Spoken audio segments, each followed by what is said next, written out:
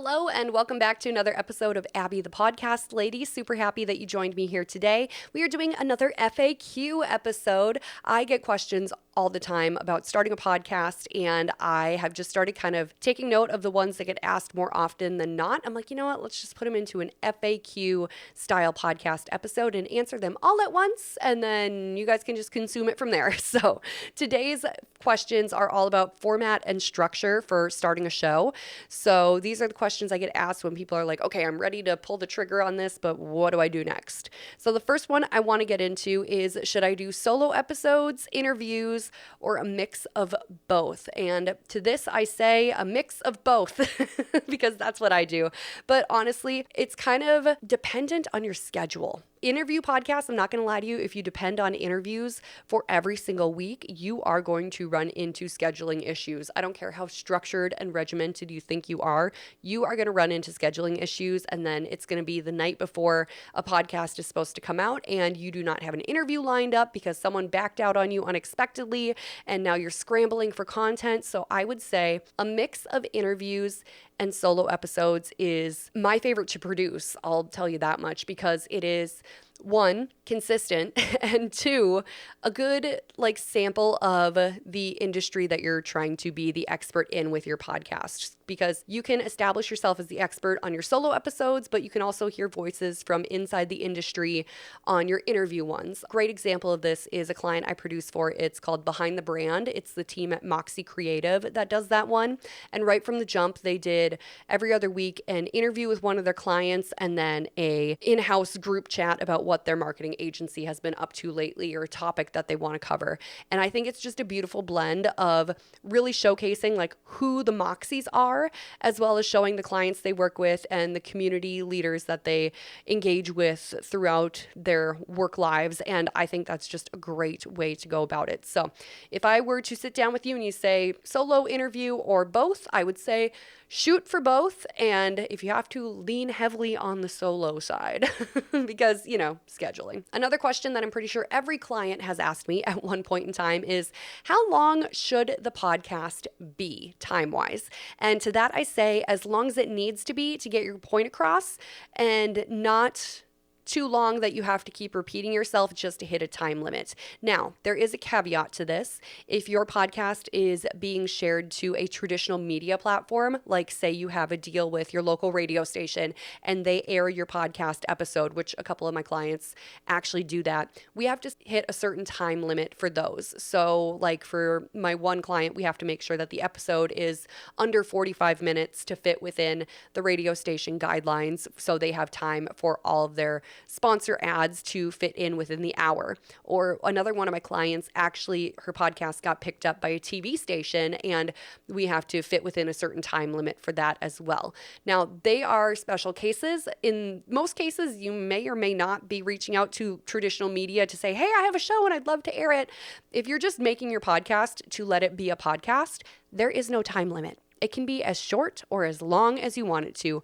I listen to shows that are 10 minutes in length. I listen to shows that are half an hour. I listen to 2-hour episodes sometimes of Armchair Expert. There is no right or wrong answer. Actually, there is. The right answer is however long you think it needs to be to get your message across. That's it. That's all it has to be. That's what's beautiful about podcasting, is there's kind of no rules. Another question that clients have definitely asked me, every single one of them, is how often should I be releasing episodes? And that kind of goes along with the last question, and it is whenever you want, there's no rules. But really, the answer to that question I have for everyone is you should be releasing episodes as often as you can without burning yourself out or making this feel like a total chore and something you have to do and something you're dreading. So then you start dragging your feet on it and not wanting to do it. I always use my client Megan May as an example of this. When we started her podcast back in 2023, she was kind of nervous to do it. And she's like, I don't have the capacity to put out an episode every week like my favorite podcasters do. And I said, that's fine. You have 4 kids at home and they were all under 11 at the time. She had a lot of kids and she was really busy and they were really busy. So she had to chase them around while also running her business. I'm like, however often you think it's appropriate for you to record and send me the podcast episodes to edit and release, like we can kind of make our own schedule with this. So what she did is she determined that she had the capacity to do every other week for her podcasts. And that's what we did for over a year. Like that was just her cadence, her timeline. By the time we hit 6 months, I was having people come up to me and go, Abbey, I love Megan's podcast. Why aren't you making those every week for her? And I'm like, go ask Megan. Tell her you want more, because her content was really resonating with people and people wanted more of it. So then she's like, okay, my kids are a little bit older now. I now have the ability to do every single week. And so we switched, and it's been smooth sailing ever since. But I love that she started at the capacity that she was capable of. She didn't push herself over the edge and turn it into something that she couldn't keep up with. Like, find the workflow that's going to work for you and your timeline and your life, and that is the appropriate way to release episodes. Another question I get is, do I need to script every episode? And to that, there is no solid answer. Everyone is so different with the way that they present, the way they talk, the way they want their show to be. I have clients who do script every single episode, and you'd never know it because they're really talented at like reading off of a script and not sounding scripted about it. I script some of my episodes. Others are a little more off the cuff, like this one is.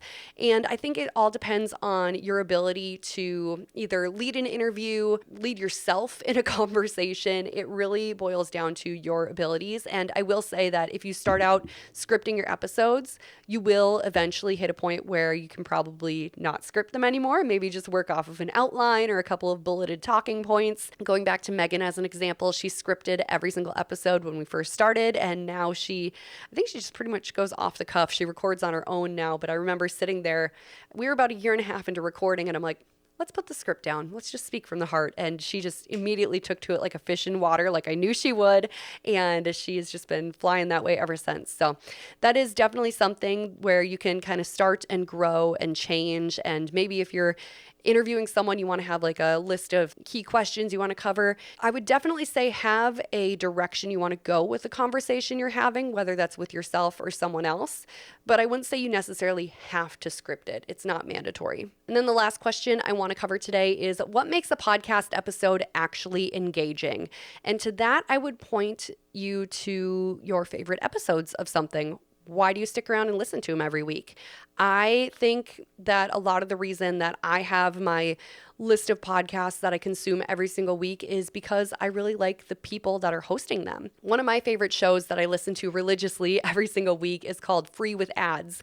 And it's 3 comedians and comedy writers who sit down and watch a free movie on YouTube every week, and they talk about it and review it. And I think why I like coming back to that show every single week is because I feel like that is a group of friends that I'm hanging out with. Like, I feel like I know these people. It's a parasocial relationship where I know these people, they don't know me, but I feel like I'm hanging out with them. I feel like I know them. And that's why I want to engage with their podcast, not only by listening, but also following them on social media. I engage with their social content there as well.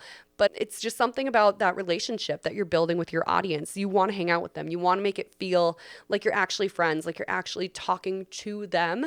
And I think that makes a huge difference in an engaging show. Another example of that is I love the Girls Next Level because I grew up watching Girls Next Door. So getting to hear Holly and Bridget talk for an hour every week about a show that I grew up watching, like there's something really special and engaging about that because I feel like, oh, I get to know them on a deeper level than just the TV show I watched in the early 2000s. So I'd say what makes a podcast engaging is really that relationship that you're building. It can also be the content. There's a few shows I listen to that I don't necessarily feel like I'm friends with the person hosting it, but I really like the content they have to offer every single week. So just think about the content you're putting into your show and how you're delivering it, and make it feel like the person listening is part of your inner circle. And I think that's going to make you have a really engaging show overall. So those are some FAQs I have answered for you this week. If you have more of them, I would love to hear them. Go ahead and drop those in the comments and I will get to them in a future episode. But until then, thank you so much for hanging out with me. Of course, you can always hang out online further at Abbey the Podcast Lady on Instagram and at abbygravesproductions.com. And I'll catch you on the next episode of Abbey the Podcast Lady.